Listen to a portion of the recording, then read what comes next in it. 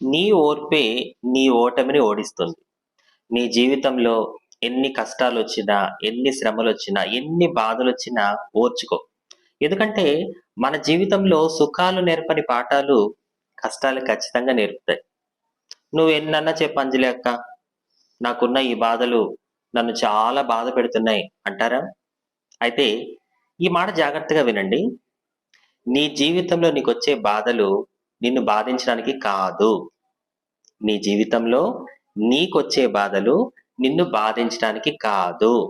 మరి నిన్ను బంగారం లాంటి భవిష్యత్తులో బంధించడానికే.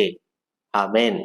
అందుకే పౌలు గారు రోమా సంఘానికి రాస్తూ ఇలా అంటారు. రోమా 5:3 శ్రమ ఓర్పును, ఓర్పు పరీక్షను, పరీక్ష నిరీక్షణను కలుగజేయును. చూసారా? సుఖాలు మనకి ఓర్పుని, సహనాన్ని నేర్పించవు. మన జీవితంలో ఎదురయ్యే శ్రమలే వాటిని మనకు అలవాటు చేస్తాయి.